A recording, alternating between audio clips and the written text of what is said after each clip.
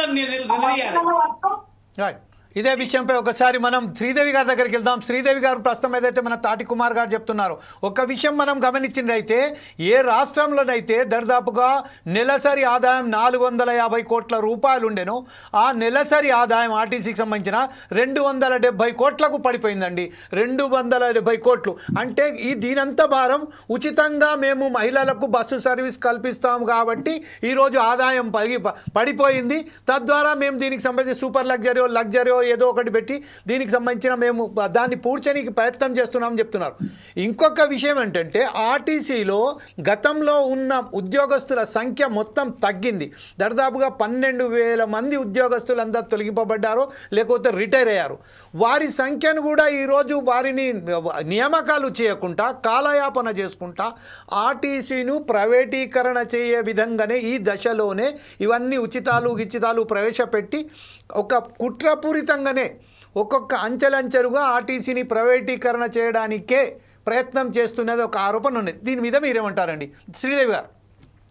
Sir, ఇప్పుడు ఆర్టీసీలో correct గా ఉద్యోగస్తులు లేరు, అందరు రిటైర్ అయ్యారు. కానీ ఇప్పుడు ఏం చేస్తున్నారు అంటే కాంట్రాక్ట్ బేస్ మీద తీసుకుంటున్నారండి. కాంట్రాక్ట్ బేస్ మీద తీసుకుని వాళ్ళకి శాలరీ ఇవ్వకపోవటం కరెక్ట్ గా కూడా వాళ్ళు రావట్లేదు.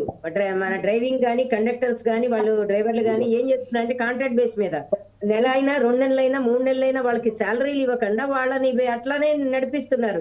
వాళ్ళకి ఆధారం కావాలి కదండి. వాళ్ళకి కూడా విసుకొచ్చి కొంతమంది రాకపోవటం, బస్సులు సరిగా నడవకపోవటం.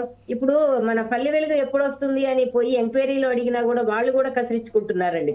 వస్తుంది కూర్చోవా, అంత ఫ్రీగా పోతూ మీకు అవసరమా, ఇప్పుడు ఎన్నింటికి వస్తే ఏంటి, మీకేంటి కూర్చోండి అక్కడ అని 2-3 గంటలు పిల్లలతో ఎండలో వడగాలిలో కూర్చొని వాళ్ళు ఒక అమ్మమ్మ ఇంటికో ఎక్కడికో బామ్మ ఇంటికో వెళ్ళాలని సంతోషంలో ఉన్న పిల్లల్ని కూడా వాళ్ళు ఎండదెబ్బ తగిలేట్టు చేస్తున్నారు. కనీసం ఇప్పుడు హాలిడేస్ లో అయినా కొంచెం మరీ 10 నిమిషాలకు ఒక బస్సు కాకపోయినా ఒక హాఫ్ అన్ అవర్ 1 అవర్ అంటే వేరుగా హాఫ్ డే మొత్తంలో 3 బస్సులు రన్ చేపిస్తున్నారు.